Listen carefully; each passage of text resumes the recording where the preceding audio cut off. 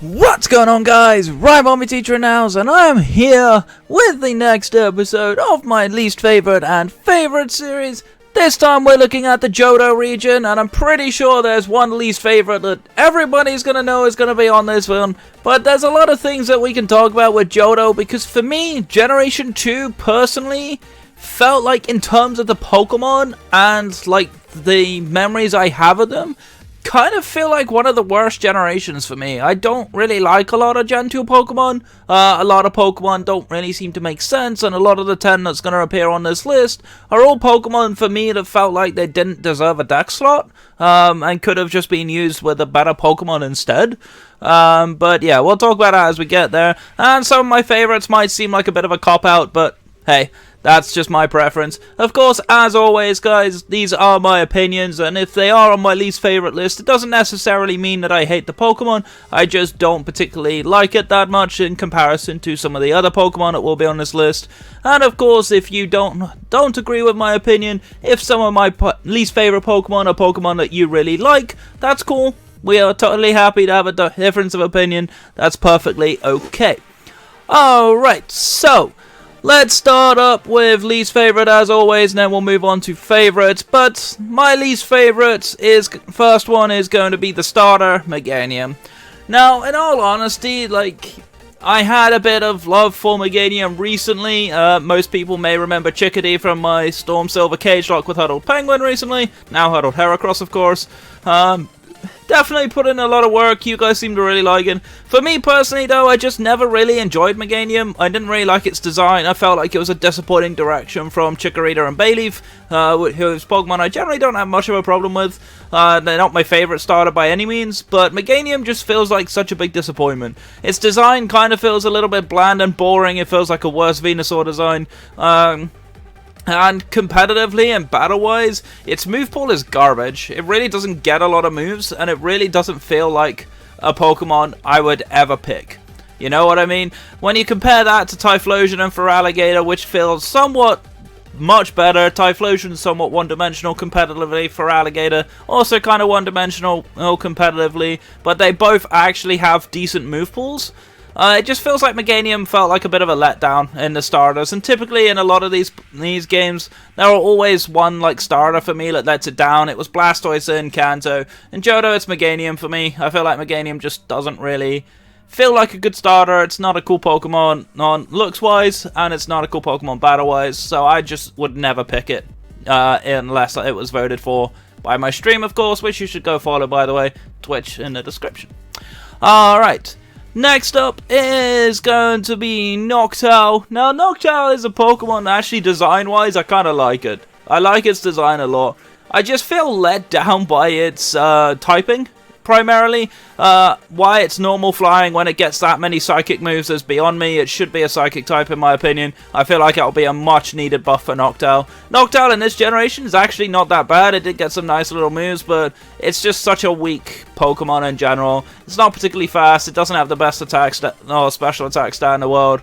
It just feels like it could be so much better. And this Pokemon definitely is in need of a bit more love. If it did get the Psychic typing, even retroactively in later generations, I feel like it would be up there. But I feel like it was clashing with Xatu, which is one of the reasons why I think it's struggling. But yeah, it's got a cool ability in Tinted Lens, which is a nice ability for it. But yeah, it's not enough to take it off the bottom of the barrel of my list, unfortunately. Alright, so the next three Pokemon are all here for the same reason, and they are Pichu, Cleffa, and Igglybuff. Honestly, for these three Pokemon specifically, baby Pokemon in general, I'm not the hugest fan of in the world, but these three to me are like the biggest offenders, because with Togepi, I have a soft spot for it because of the anime. Magby, Smoochum, and Elekid I've used in Little Cup tournaments, and actually he have won Little Cup tournaments with those guys, so I actually kind of have a soft spot for them. But these three I just never really saw the point to. Because back when these guys were introduced, there was no fairy type, so Cleffa and Igglybuff were never good anyway. Pichu just kind of felt like a bit of a waste. while it looks cute and it is somewhat endearing, I feel like it would have been much better if had Gorachu been a thing. Gorachu was in the Generation 2 demo a long time ago, but when you look at Raichu's stats as an evolved Pokemon, evolving that would have been potentially broken for the game. But I would much rather have seen Raichu get an evolution than have the Pichu, personally. I don't really like Pichu all that much. I think it's just a Pokemon that probably could have been used better. It could have had a better deck slot, in my opinion. But yeah, that's just my opinion. A lot of people will probably hate me for that one. But yeah, Pichu, Clefairy, Igglybuff, not really my favorite babies. Don't really feel like they needed to be in the game, personally. If anything, they kind of nerfed their middle stage evolutions rather than buff anything else. Alright, the next Pokemon is a Pokemon I have never liked, and that is Unknown. Unknown, I feel like Unknown is just so bad. Like, why does this Pokemon exist? It's only in the Ruins of Alph, you can't get it anywhere else. There's no real lore behind these things, they're just there. The movie didn't really do much to help give it any lore or any depth whatsoever, and I remember being a kid and just getting really frustrated because I was collecting all of the Unknown forms and various things like that, and it was wasted. It was 100 and some odd hours of me trying to catch all these forms completely wasted. I felt like I achieved nothing, and it's just a source of frustration. Ironically, I did put the question mark Unknown on there, on this slide, just to prove that it just feels like a big question mark. Why does it exist? It doesn't need to be there. It only gets hidden power, so it's not competitively viable either. It just feels like such a garbage Pokemon, and I would never want to use one in a playthrough or anything, to be honest. I just think it's worthless.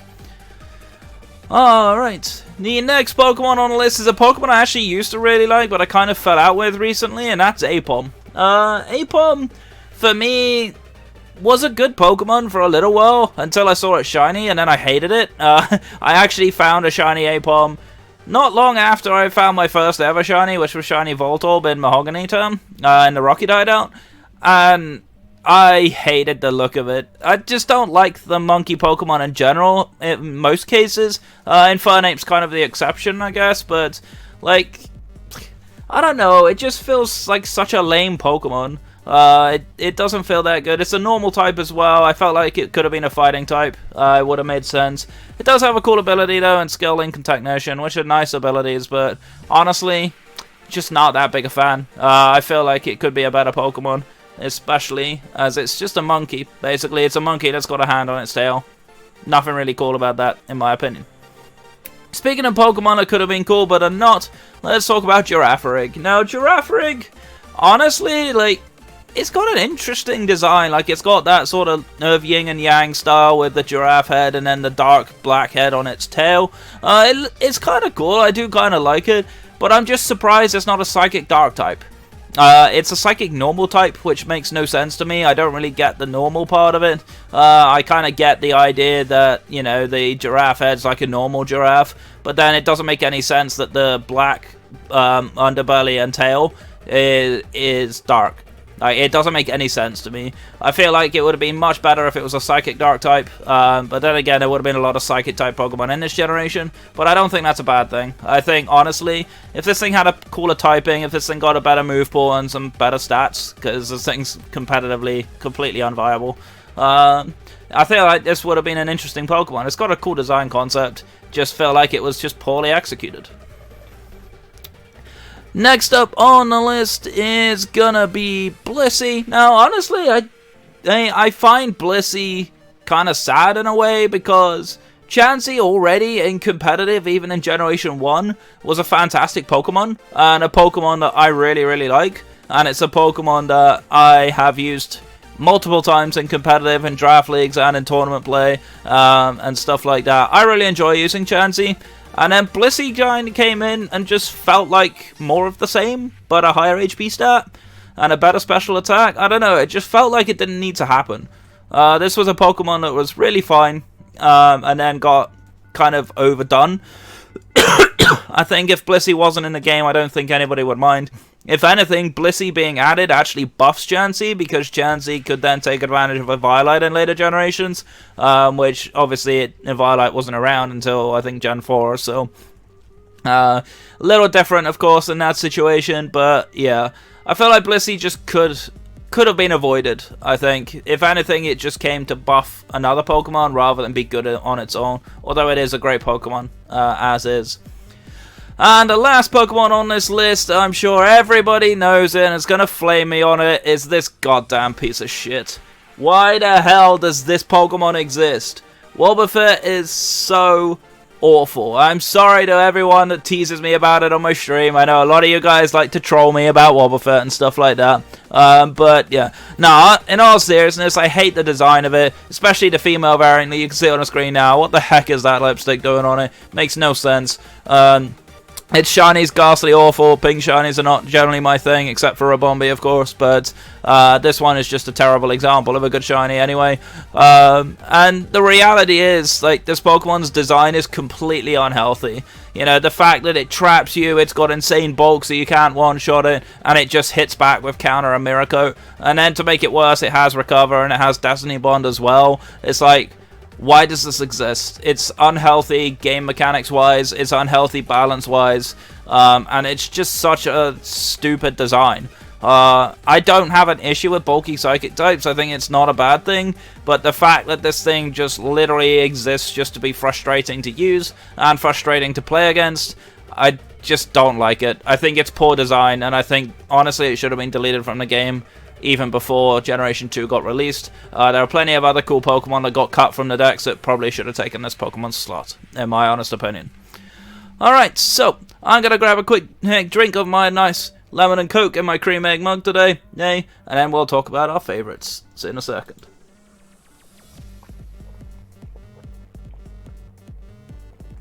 Alright then, let's talk about favourite Pokemon then. And favourite Pokemon is kind of an interesting one for me. Johto was pretty hard for me to pick 10, not gonna lie. I was struggling for a little bit, but we did manage to get to 10 in the end. And the first one we are going to talk about is Feraligatr.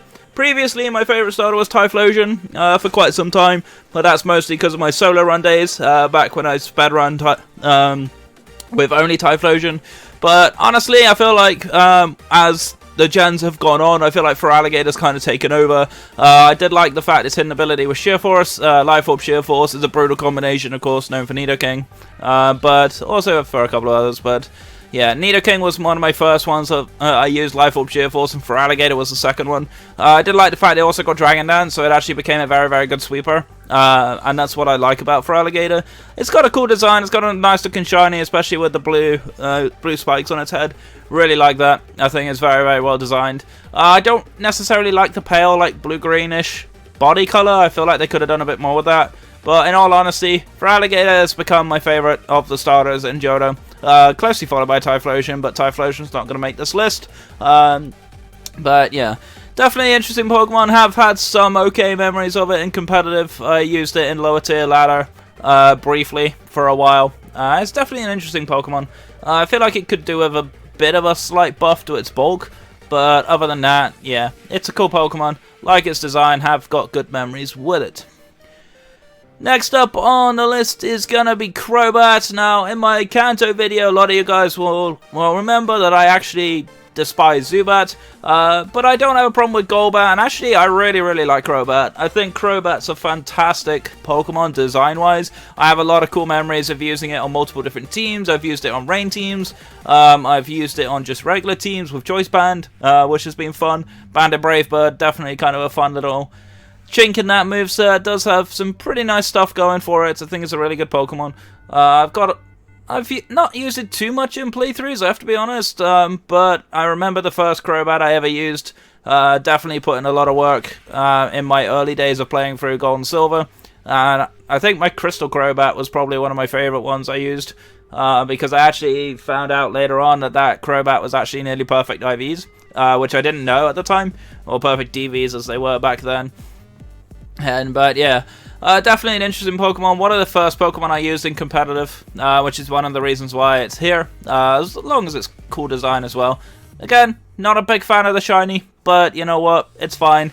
It's acceptable given the fact that this is a really good Pokemon.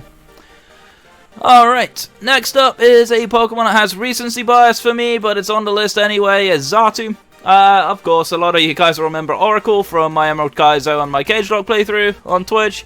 Really, really fun Pokemon, actually. I've had a lot more fun using it than I thought I would. Not the best Pokemon competitively. Obviously, Magic Bounce is a nice ability. It does deter entry hazards and stuff like that. Doesn't get the best move pool in the world, but it is a pretty interesting Pokemon. I think it's got a very, very nice design, being like a totem, like bird Pokemon. I think that's a really, really cool concept. It is a bit of a nightmare getting it, though. It's only in one patch of grass in the Ruins of Elf, which does kind of make it suck a little bit. I wish it was more prevalent in the games, but it did get better later gens, and I'm not that mad about it. I think it's a good Pokemon. I definitely think it's very good for low-tier competitive play. And yeah, I've got a lot of good memories of recency bias of it, as I said, with the playthroughs. But yeah, it's made me appreciate the Pokemon a bit more, but that's just the way life is. Alright, next up on the list is gonna be our Azumarill. Azumarill actually came up from Gen 6 onwards when the Fairy type got introduced. Like Gen 6, I wasn't the biggest fan of Azumarill. Yes, like Huge Power is kind of a cool ability. It makes it seem like it's really, really strong hitting, but it's only got base 50 attack, so it's actually just like a regular Pokemon. With like regular physical attacker that has like 100 plus attack naturally anyway. Maybe like 90 plus is most of the average physical attackers. But yeah, it just makes it seem like it actually has a decent attack stat. It doesn't really. It just makes it so it's a regular physical attacker. I did like the Parastrap set with like Whirlpool Parastrap with Sap Zipper, so you couldn't one-shot it with a grass type move. I thought that was kind of a fun little tech set that it can do. But yeah, I've definitely got a lot of memories with this. I've used it in a lot of Gen 7 competitive with Normalium Z Belly Drum and Aquajet and stuff like that. Pretty fun. Really, really fun to use. But yeah, it's one of those that came up as a late bloomer. Back in Generation 2, I actually didn't like this Pokemon very much. But I do actually really love it shiny as well. I love the gold color. I think it's a very, very fitting color for Azu. That's what I really like. So, next up is another one that kind of cropped up under the radar for me, and that's Quagsire. Now, Quagsire, obviously with its unaware ability, is actually very, very fun. It's got Water Absorb as well, and I tend to like these kind of Pokemon that have a certain typing, but they also gain an immunity from their ability. I think that's a really, really nice little touch. Ability-wise and mechanics-wise for the game. I think it makes you think a little bit more. But unaware, obviously, it's better set. I do like this set quite a lot. It does get Toxic, does get Recover and stuff like that. It can be a decent mixed attacker as well. I actually ran a Choice Specs Quagsire in a ladder match once. It was definitely pretty funny.